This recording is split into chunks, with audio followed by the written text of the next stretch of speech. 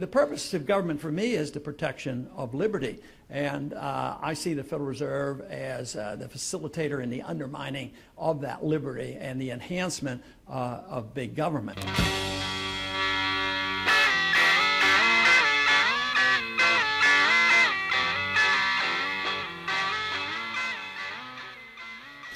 I call the Federal Reserve a facilitator. It really facilitates big government. It facilitates the desires of politicians. And there is a gentleman's agreement between the two parties. Since the two parties, there's not much difference. Their rhetoric is different, and sometimes one will emphasize overseas military spending. The other one wants to emphasize endless entitlement. So they more or less have been very complementary, and they go along with it. And deficits don't matter. We have too many conservatives over the years that claim they were fiscal conservatives, but then they'd also say, well, deficits really don't matter. All we have to do is tinker with the tax code. It'll generate more revenues, and it'll solve all our problems. But deficits do matter, and they're mattering a whole lot right now because this whole idea of central banking has been the instigator, has facilitated the spending, and has papered over the debt. And this illusion and trust in paper and our dollar, it has been a great temporary benefit to us, but on long term it's very, very detrimental. Because the biggest thing that I think we face in the world today financially is this huge debt that the world is suffering from. And I believe debt is the big problem. And it's not a lack of revenues from the government. So if we ever got serious about this, we have to cut spending. And that's where the resistance is. I don't think there's any serious talk on the Hill. I don't think a super committee is anywhere close. I don't think any of the alternatives over there are anywhere thinking about the seriousness of this, because they talk about cutting $1 trillion. Yeah, over 10 years. The only thing that counts is next year, the next year's budget. What are you going to do? So I have a modest suggestion. And my position is that if we were serious about this and we were concerned and thought we had to do something about it, the Congress should cut $1 trillion in the first year. I think that would be a pretty good starter. And get back to living within our means. But we also have to address the subject of the inflation. Today, the big talk about on the campaign trail and around the country and on the Hill is the unemployment problem. People want jobs, and they say 9% unemployment, 9% unemployment. And the people feel a lot in the country feel a lot worse than 9% unemployment. That's serious. But once again, they fudge the figures. You know, there's no reason to fully trust everything our government tells us, especially when things are going badly, whether it's on foreign policy or monetary policy, because they use the fear tactic to frighten people into, boy, yeah, the whole world's going to collapse unless we bail out the big banks and the big corporations. Yes, you know, if we don't invade Iraq, there's going to be a Holocaust, and they're going to attack us and drop bombs on us. And that is endless, the endless fear-mongering to scare the people in the Congress into spending money. Now, if you didn't have a Federal Reserve, it would come to a halt. It wouldn't happen. If you weren't able to monetize debt, you weren't always to have this backstop in saying, well, if you haven't taxed enough and you can't borrow anymore, what would happen if you couldn't monetize debt? Interest rates would go up. And the Congress would say, hey, we have to watch it. We're taking too much out of the economy.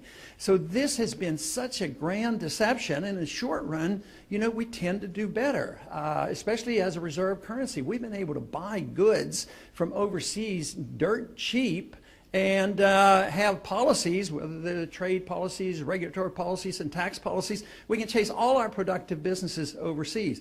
So we end up with an economy that isn't producing. We end up with a nation deeply in debt, and there's no willingness to admit the truth and decide to change things, and Congress is not in any position really to rein in the Fed.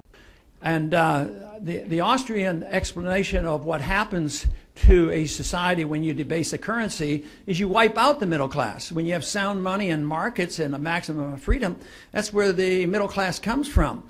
But so the evidence is there that it's a lot further along than anybody wants to admit, because the middle class is getting wiped out.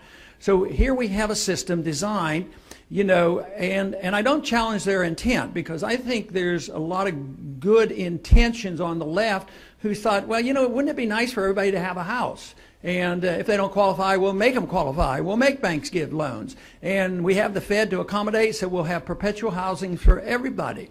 So they do that. And then there's a little bit of activity in the mortgage markets and the banks and the credit default swaps, and it sort of gets out of control, and the bankruptcy comes.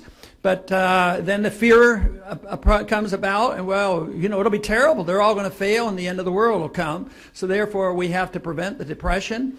So we bail out all the big guys, and what happens? They benefit by it.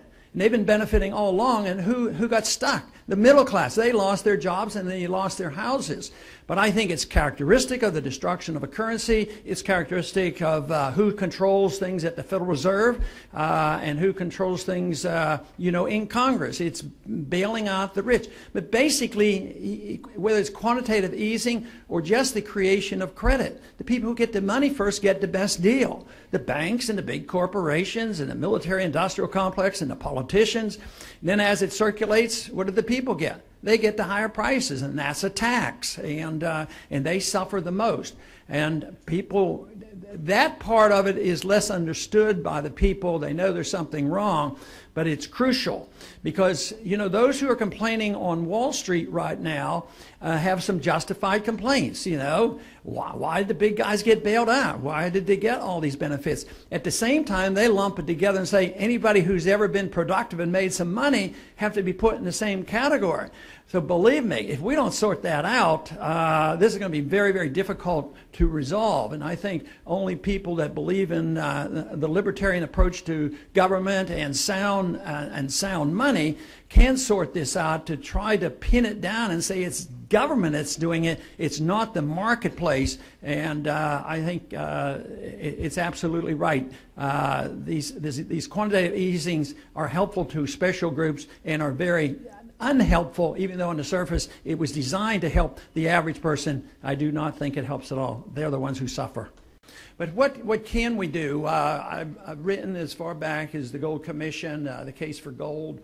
But even in that dissent, I took the position that I wouldn't close the Federal Reserve down in one day. The Federal Reserve will close themselves down eventually when they destroy the money.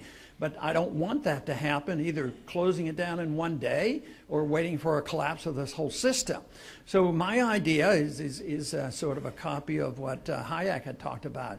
Why don't we denationalize money, legalize competition, allow free markets to work, allow free market bankings to work? Maybe we could hold the feet to the fire of the bankers to not commit fraud and counterfeiting. Today, fraud and counterfeiting is accepted. We allow our government to do this, and the Congress does nothing. So I think we should legalize competition in currencies, which means that first we recognize the Constitution, we repeal the legal tender laws, but I don't think you can tax money in order to have a competing currency.